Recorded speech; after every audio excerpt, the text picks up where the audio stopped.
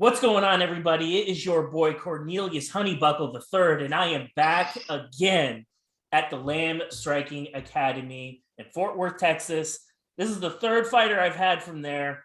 And here's what y'all need to know about the Lamb Striking Academy. A lot of young killers in that room.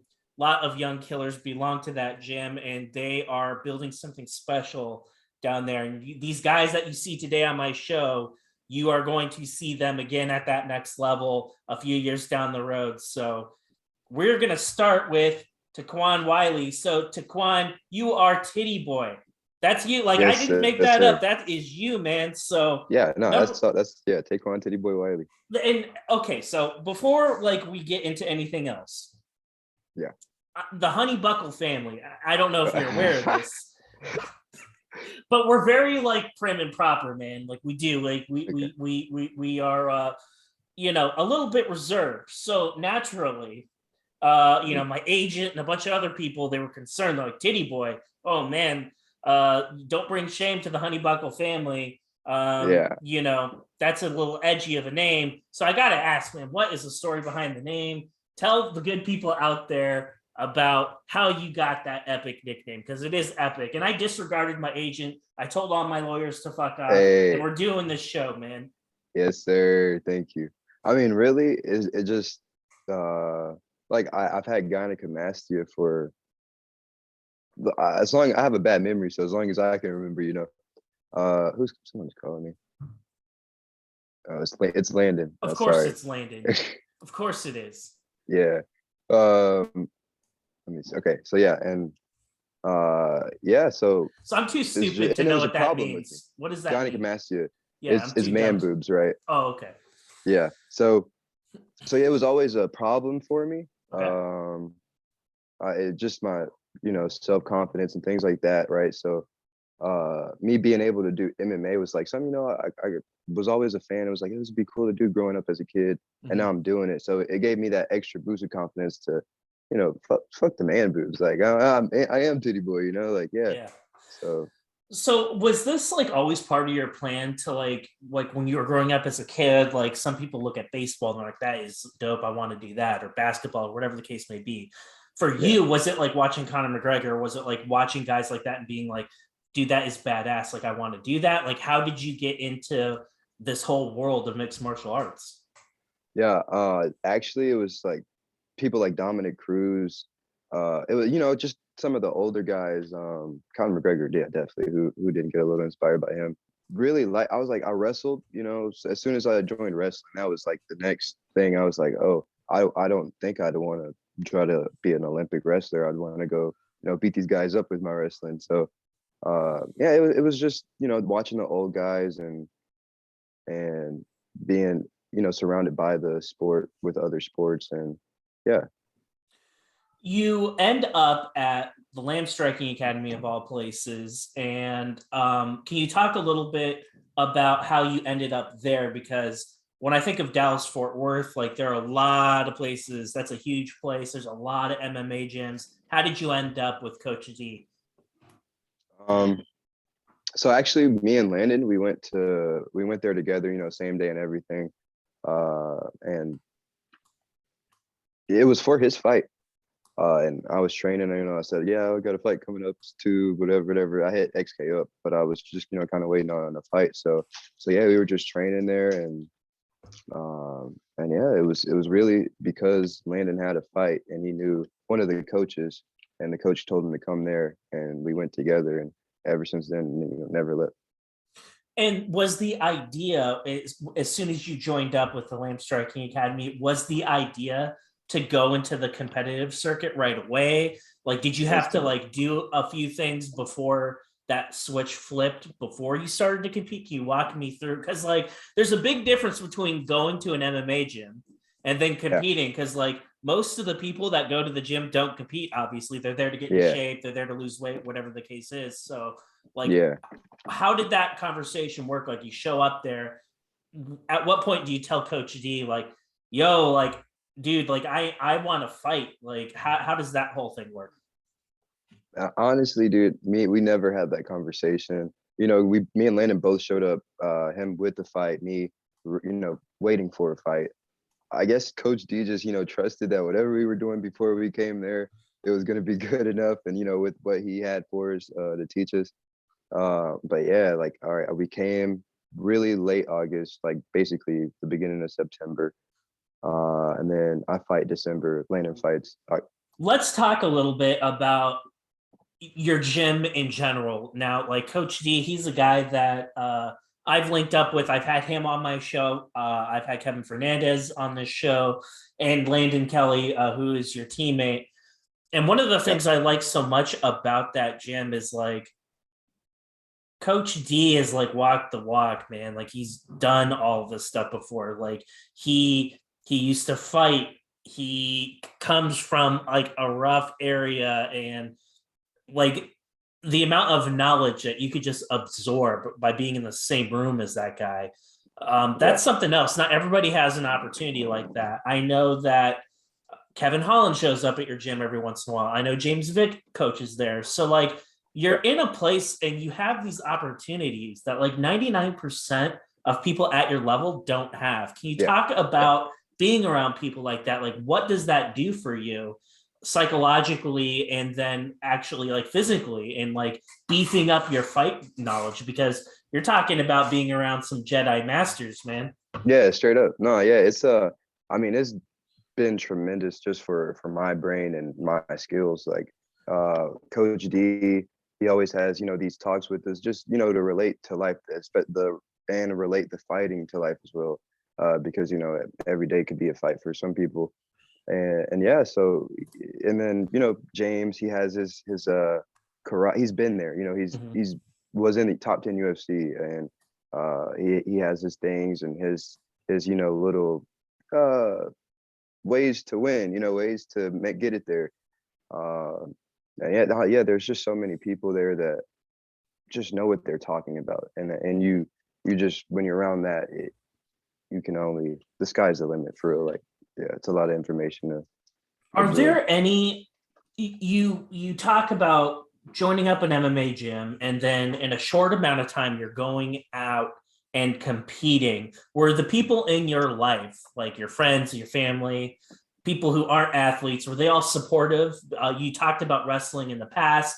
Were they supportive of the move of you going into MMA? Did you have people going like, bro, like this is a big difference from wrestling, man? Like, what are you fucking doing? Like, like some people, like to most normal people, they're still like MMA sometimes is still a little edgy. It's still a little edgy. Exactly. Yeah. So I wanted to ask, like, were people mostly supportive? Did people try talking you out of it? What was that experience like when you let your inner circle know, like, this is what I'm passionate about and this is what I want to do? Yeah. Everybody was pretty supportive, but I mean, I have to say my biggest fan, it felt like, was, and still kind of feels like, is Landon Kelly. My parents, they're like, nah, dude, what the hell are you talking about? But that was honestly expected. That wasn't any big blow or anything.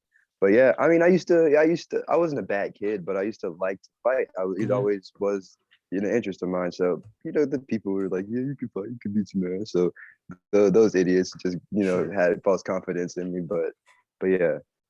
Are there any things about being a fighter that are irritating to you? And specifically what I mean, like, you have to be on Instagram. Like, you have to be. Like, you're a fighter. You have to promote your fights. Like, no, like 90% of fighting isn't about fighting. It's about all the stuff that happens. Dude. Exactly. It's about outside of the cage. It's about how you carry yourself. It's about putting out your persona and getting people interested in you and what you're all about. And it's about, at your level, selling tickets. That's a huge thing. Like, you want to be on the card? How many fucking tickets can you sell? That's going to dictate where you are in the pecking order. And it's kind of shitty to say, but like, that's true, man. Like, you have to be able to be a draw. You have to get people interested. Are there things about being a fighter that just the average person doesn't really know about or doesn't consider? Like, what are some of the things that you've seen in the brief amount of time you've been competing that you wish people knew about when it comes to like fighting and what you're putting on the line and what you're sacrificing to make all this happen? Yeah, I like that question. But I mean, I'm even gonna piggyback off of your example. Like, you have to, on Instagram and other social media platforms, you gotta you have to be not what people want you to be, but you can't be 100% real. Like, somebody who doesn't want to be in the public eye, doesn't care about it. Like with this sport, you're going to be in it, and you public relations have to be right. You know what I'm saying? So yeah, that's kind of gay. I like being as real as possible, but yeah, and weight cutting, that sucks. My last fight, I didn't have to cut weight. I just walked in at 170. Now I'm trying to get to 45, and I'm gonna make it, but that sucks. But let me think. Fight, you just the damage. You don't think about it when you're training for the fight, you're fighting, all that. But like when you really sit back and think about the long term, your body, your health, you're gonna be getting hurt. So that's not something to look forward to, but it's just part of it. So I don't really care about that though. So Yeah. I've been doing this show for about a year, and in that amount of time, this is like I don't know off the top of my head what number I'm on, but this is like probably 140, somewhere around there. I'm close to 140. So Damn. I've talked to fighters from all walks of life, from all around the world, Ammys, Bellator, PFL, UFC. Like I've covered all of it. And when I talk to everybody, there are a couple interesting things that I've kind of like learned about. And this blew me away the first time I heard someone talk about this. I'm like, fuck out of here. They're like, no, dude, for real. And then I kept hearing other people talk about it. So for me, if somebody were to tell me, like, let's just say, like, I know you're only 20 years old, but let's just say we're in a bar, right? And let's just say you and I were talking. You're like, yeah, man, I'm an MMA fighter. I'm like, dude, that is fucking cool. Like, and I'd ask you a bunch of questions, and I'd be like, oh, dude, that's fucking cool. Here, hey, get the Henny off the shelf. I already know where this is going. Let's fucking go. Like, this is fucking tight. On the other hand, some people are assholes, and they'll be like, there's something to be said, like, oh, that guy's an MMA fighter. I bet I could kick his ass. Like, oh, I bet, yeah.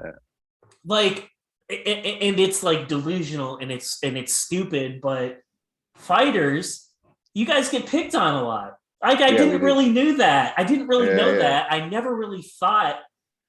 Like that just didn't compute in my head. Like I'm not talking about like people talking shit online. I'm talking about like in person. In real life, they're just like, I can take this guy. Yeah. Like everyone wants to fucking kick your ass. Like, is that true for you too? It is. Just like people, friends be like, playfully, but I'm like, there's probably a little bit of something in there. It's like I could take this guy, but they're like, bro, MMA, I'll beat you, whatever.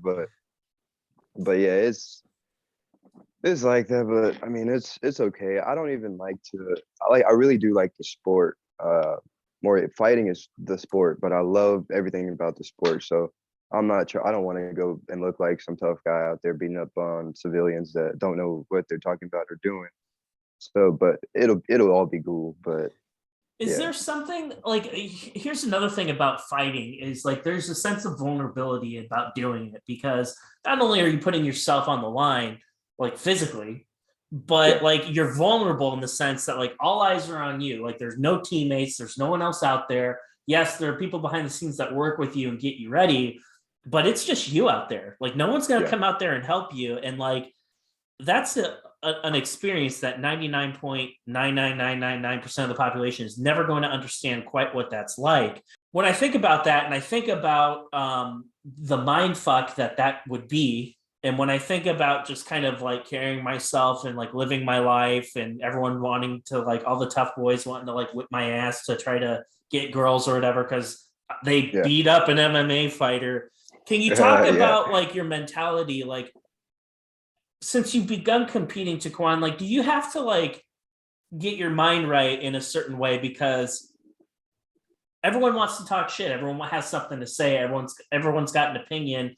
How do you like tune out 90% of all that unhelpful bullshit and stay focused on what you have to do? Is that hard sometimes? For me, no. I know it is a problem for a lot of, just even a lot of people that I know, fighters, that I know personally. But for me, I'm just a really nonchalant person. If it's not important to me, if I don't really care about it, I'm just not gonna care about it, and that's just me. But I think wrestling did help a lot with the single, wrestling. You're just you have a team, whatever, but it's you on the mat. So I feel like really I was really prepared for this. just me. Having that wrestling background, I think, is so critical. And when you look at like all the UFC champions and you look at the people that are at the highest levels of this sport, they all have one thing in Yeah. common for the most part. They all have like a Yeah. really heavy wrestling background, like Daniel Cormier, Stipe, like all these guys. Like, yeah, they may have gotten golden gloves and all that other cool shit, but like But they primarily they're wrestlers, right?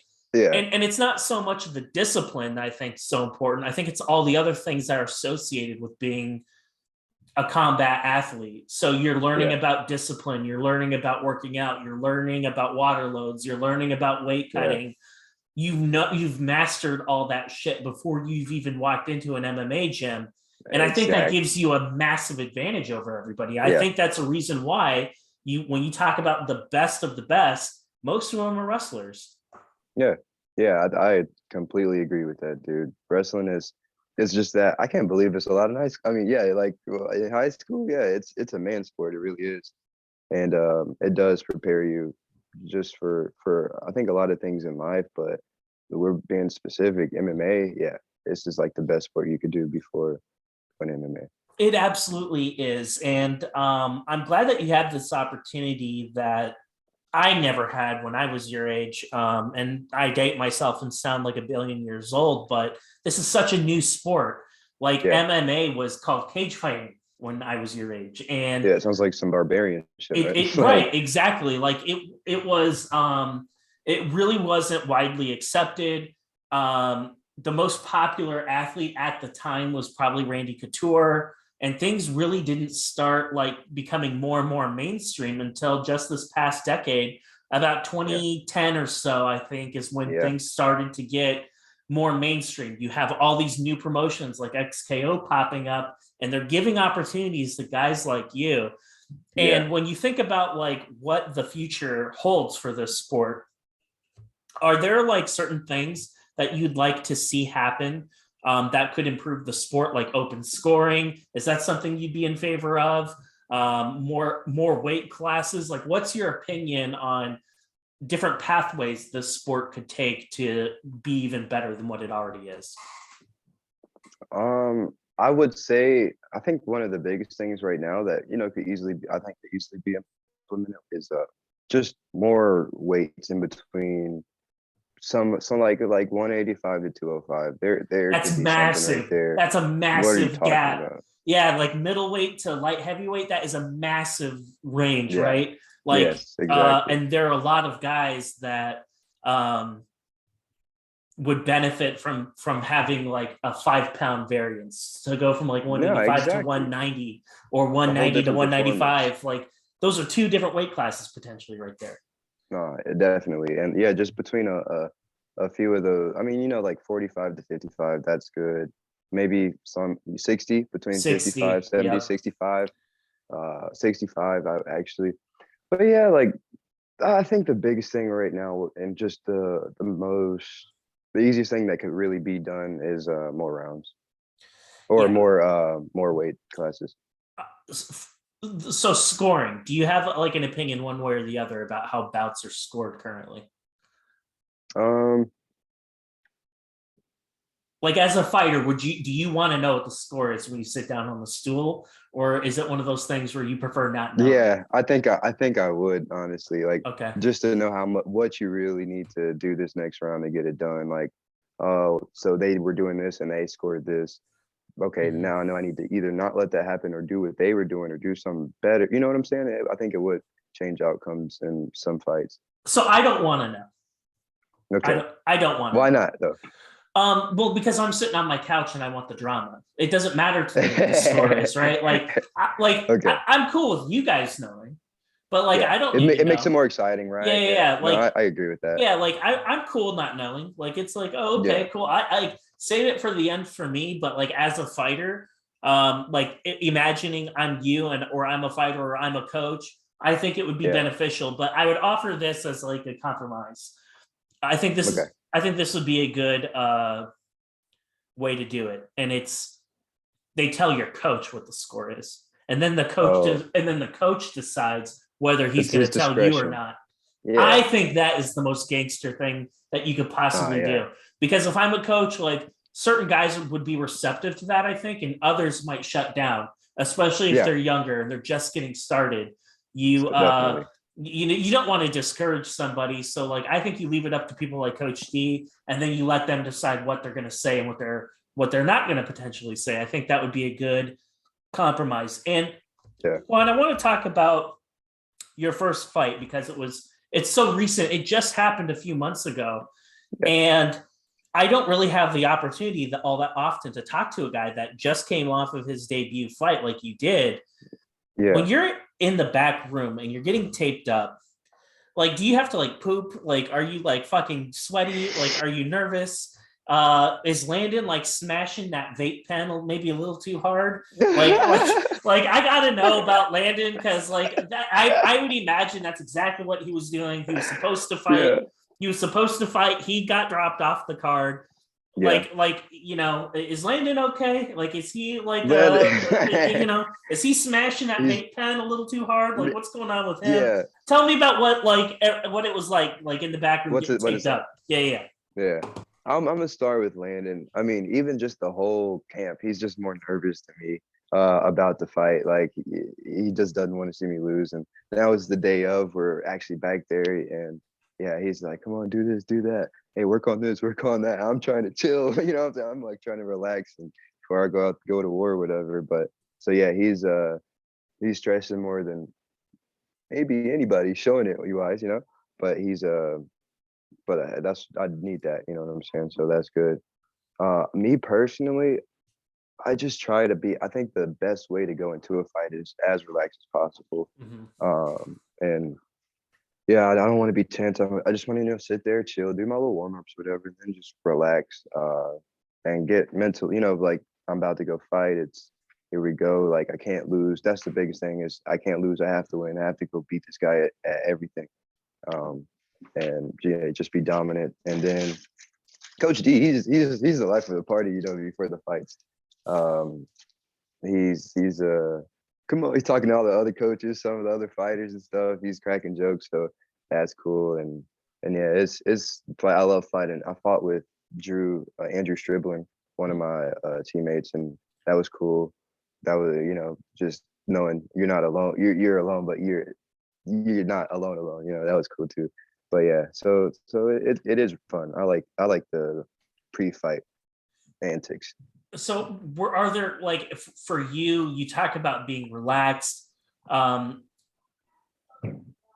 it ever hit a point where hey dude, like your music plays is like you're fucking on, like you gotta make that walk, like when you go from the background where people are fucking off and they're telling jokes, Kevin's farting or whatever the fuck he does, like you get out there and then all of a sudden it's game time, all the time for jokes and fucking around and all that other stuff, that's gone. Yeah. You're making that walk. You're leaving the back room. You got taped up and you're making that walk for the very first time. And now it's about business, right? It's like, okay, we're doing this shit for real. Are there additional nerves? Do you feel like, I know being a wrestler, maybe it's just not something you really thought too much about, but were there nerves walking to the cage for the very first time and all eyes are on you? Or is it something that you just weren't even really thinking about because of your wrestling background? I think, I guess I didn't really think about it. Maybe it was because of my wrestling ground, but I also feel like I was just mentally ready for it. This is what I've been dreaming. I've been dreaming about walking to the cage and getting the ref, putting shit on Vaseline and stuff. That's what I've been wanting so long. So I guess I'm happy to be there, if anything.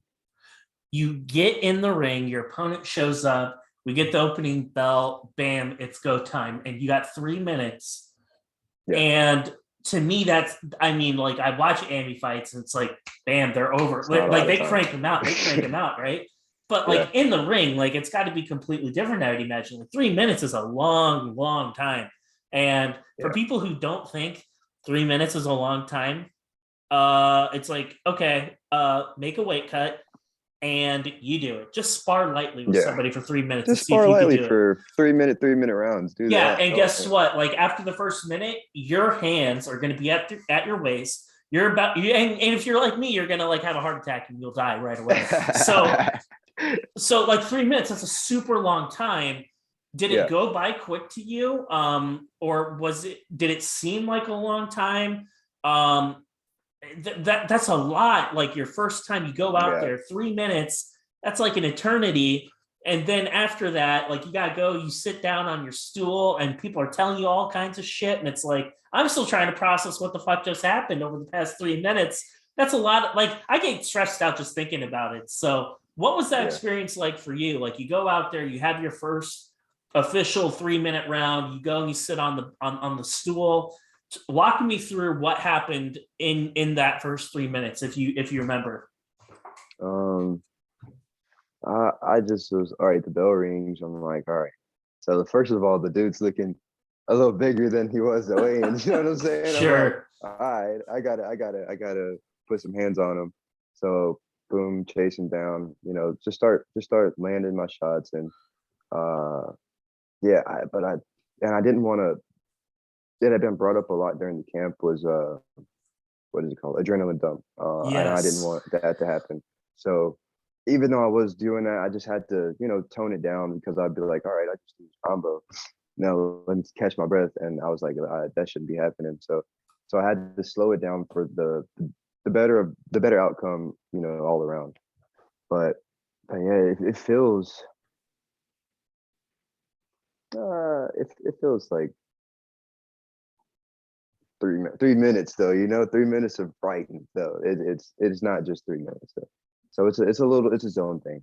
I can only imagine. And you get in there, and at what point, and maybe it's not like this for you, but like some other fighters like I talk to, they're just like, man, I've been in a camp for 6 to 8 weeks for this guy. And some fighters like, and I understand it, they're trying to motivate themselves, they're trying to take their opponent seriously. And you do that by like you build up your opponent so high. It's like Yeah, you're about to fight George Foreman, or you're about to fight yeah, Kevin Holland, or somebody who's fucking yeah, insanely good, right? And yeah. then you get in the actual ring with them, And they're not as good. and you start getting confidence. You're like, wait a minute, like this Yeah, person, like I built up in my mind, like that's just my own mind. Like yeah. No, this guy, he's definitely. just a guy. So like, This guy is just a guy. did that happen with you? Like as like the more and more time you're in there with your opponent, like at what point did you like quickly like figure out like, bro, like I'm fucking better than this dude. Like this guy's not as good as me. 30 seconds into the first round, and I was landing too often. I was like, oh, he doesn't have any defense. He's not gonna actually shoot because I was scared. He was a purple belt. I'm a wrestler. I get tapped by these jiu-jitsu guy. I take him down and then I'm instant bullshit in the Yeah, gym, yeah, yeah, yeah. So yeah, I was like, he's a purple belt. I gotta, really use my wrestling to stop the takedown and keep it standing. And yeah, so that first 30 seconds, I'm like just landing. I'm like, oh, I think I got this guy. Now, was the game plan then to like primarily outbox this guy? Because when you're fighting against somebody with a really good ground game, Yeah, oftentimes you don't. There are two things you don't want to do. You don't want to be up against the cage against somebody like that, and you don't want to kick him a lot. So yeah, was the yeah, game plan pretty much like, okay, I'm gonna basically jab this guy's face off? Was that pretty bro. much what you're planning You on got doing? it. Yeah, you, Yeah, you yeah, got yeah, it. perfect. Yeah, just keep my distance. Don't let him push me against the cage. Even though I did let him once and I almost paid for it. But let me think. Yeah, box him. Don't throw body kicks. Like if I do throw a kick, try to real Calf hard leg kick. kick, Yeah, real yeah. hard. Yeah, head kick. Something that he's not going to be able to grab as easy. And yeah, just distance and boxing. Yeah, that was it. That was my game plan. The 9 minutes comes up, and it goes to the cards. And the very first time, like, it's got to feel like a fucking eternity waiting for the judges to get their shit Yeah, together. yeah. They got somebody's got to stop playing Angry Birds on their phone and Yeah. freaking, give the scores to the announcer. The announcer, that motherfucker like takes his sweet ass time getting Right, into the whatever. center of the He's my octagon boy too. Antonio. Yeah, They all yeah. take their time, and you're sitting there and you're like, God damn, how much longer is this going to be? They Yeah. read, like, they're getting ready to read the scores. And just Hmm. with the way things are in MMA, we see a lot of janky shit happen. We Yeah, see some that's a insane fact. decisions. It makes you wonder, are Well, the some of these integrity of the judges sport. It's are like, some of what these is this judges shit? even watching? Yeah, what is this? Do they Yeah, have the attention span? I think one of the good things about being like an amateur fighter is you're at the hmm beginning of the card, so hopefully they're paying attention and they yeah, haven't right, gotten bored yet, right? So exactly. when you're sitting there and you're waiting, was there any doubt in your mind that you may not have done enough, or somebody may have like been on crack? Any doubts in your mind at all, where you're standing there and you're waiting for the decision to be read off? No, I'll tell you what, dude. I got super excited. He was like Antonio. He was like, and all three judges score this contest 30-27. I knew it was gonna be 30-27, and I'm like, then he says 29-28, 30-27. I was like, fuck, I wanted the full sweep 30-27. But no, I wasn't any doubt. Like I was like, I beat this guy. I knew, he knew he was holding his nose and had the black eye. Yeah. I was like, I got this guy. Yeah. So they read off the decision, you get it. And when you look at that fight now, here we are, 4 or 5 months later, you look at that fight Mhm. now. Are there things about it that piss you off? Like, are there things like, or maybe piss you off isn't the right word, but is it like, are there things that you saw having looked at that fight that you're like, there are certain things about my game I need to improve on? And without Yeah, giving anything away, I don't want to give anything away for this upcoming fight that we're going to talk about here in a little bit. yeah, okay, yeah, But were there any things that you knew that you had to like really work on to get ready for this next fight that you got here in a for few sure, weeks? for sure. Yeah, there was some things, but I can promise you they're fit. Yeah, it's all good. It's everything's fixed. But yeah, I think even more so looking back recently at the fight, I was like, I'm thinking, I kind of look scrubby out there. Mm-hmm. I don't look as good as I thought I did, and I guess Mm-hmm. it's just because I have been fixing those things and just adding on to my game even more. So yeah, there were some things, but it's all good now. So we have another fight coming up here in a few weeks. Why don't you tell the good people out there that are watching this, Yeah. when are you fighting? Who are you fighting? All right, May 7th, I'm fighting Jacorian Walker, XKO Texas Live, and it's gonna be fireworks, I promise. So this guy, what do you know about your opponent? Do you know like anything about him? Like what style he has? Is he a jiu-jitsu guy? Is he a wrestler? Is he a striker? Like what do you really know about this guy? And how did this bout come together? Like was this just a name you were given, or is this a guy that you asked for? I got the fight. I think the May 7 card had just been announced, or I knew it was about to be or something, and I hit up Rafael Casillas. He does the matchmaking, especially amateur for XKO. And I was like, yeah, give me a fight. And that was just the fight. He was like, the Jacorian Walker, he's from George Kowalski's gym. I'll look up that gym. It says it's like a boxing, Muay Thai, MMA, like all the gyms. But just actually looking at the gym, they're real boxing heavy. The dude's been to some smokers and shit, Muay Thai smokers, but he's 0-1. I'm trying to make him 0-2. Mhm. I'm going to make him 0-2. He's a boxer. I'm a wrestler. I, it's my time to shine. Yeah. Your time to shine. For people who want to buy tickets or catch your pay-per-view, how would they go about doing that? Are you going to be selling tickets for this? How does it typically work? Yeah, I missed the media day to go and get the tickets to sell. Mhm. So until I talk to Rafael and see what I can do about that, anybody can go to xko.tv. That's where the pay-per-view is going to be. And then on my Instagram, Titty Boy MMA, I'll have a link in my bio so you can purchase tickets from. I am looking forward to this, man. Like I'm looking forward. I want to see. I'd like to really see a finish, if at all possible. I'd like to see some takedowns. I'd like to see some ground and pound. I Yeah, know. I know. In the amateur scene, elbows aren't allowed, yeah. but I wish. you could still throw some nasty ground and pound on somebody Oh yeah. without that. And that's what I'd like to see. I'd like to see Yes, that. sir. Maybe you set up like a rear naked or. Some sort of submission from top mount. I think that would be super Yeah, cool. yeah. I'd love That to would be see badass. that, man. And before I let you go, Mr. Tits, I want to give you the opportunity. If there's anyone that you would like to thank or shout out, I want you to have the chance to do that before we sign off. Thank you. I mean, first I got to give my first shout out to Mom's Basement. I'm super happy that you have me here right now. Then Lamb 4, they took me in, made me a great fighter. I believe in, and they're gonna keep on making me a better and better fighter. So thank you, Lamb 4, Coach Derwin. Big shout out to Landon Kelly, main training partner. That's my boy for quite a few years now. Yeah, Kevin Fernandez. Even he's taking me under his wing, and it's nice to be under such a great fighter like that's wing. And yeah, I think that's it. And my mom and dad, I love these guys, and my little brother. Yeah. Should Kevin bring back the stash? Oh yes.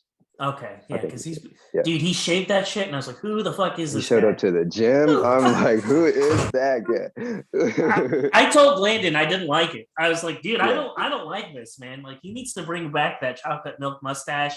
I like it. It's fitting for Kevin. He needs to have it. He looks like he's 12 without it. I love you, Kevin, but I'm just being real, dude. Hey, much love, Kevin, but this is honest. Right? Yeah, this is just, I'll talk to him about it. Yeah, this is coming from a place of love, Kevin. It's coming from a place of love.